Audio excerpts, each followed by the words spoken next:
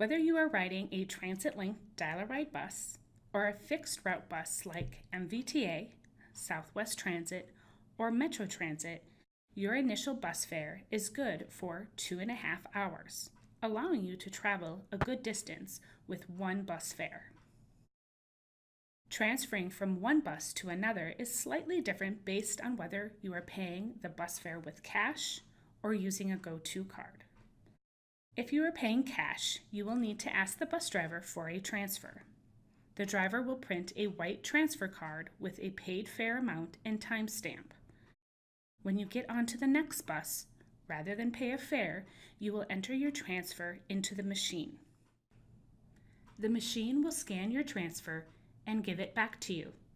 If you plan to use additional buses or light rail to get to your final destination, you will need to hang on to that transfer card.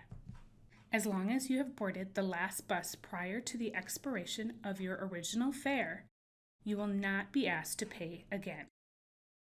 If you're using a Go-To card to pay for your fare, the transfer process is considerably easier. When you board the first bus, you will place your card over the card reader. Whether or not you need it, a transfer is automatically stored onto your Go-To card. If you get onto another bus within 2.5 hours, you will wave your card over the card reader again, and the reader will recognize that the transfer still exists, and it will not pull an additional fare off your card. There are no limits to the number of buses or light rail trains you can take, as long as the card is scanned within that 2.5 hour period. There are instances where you may need to pay a fare difference when transferring.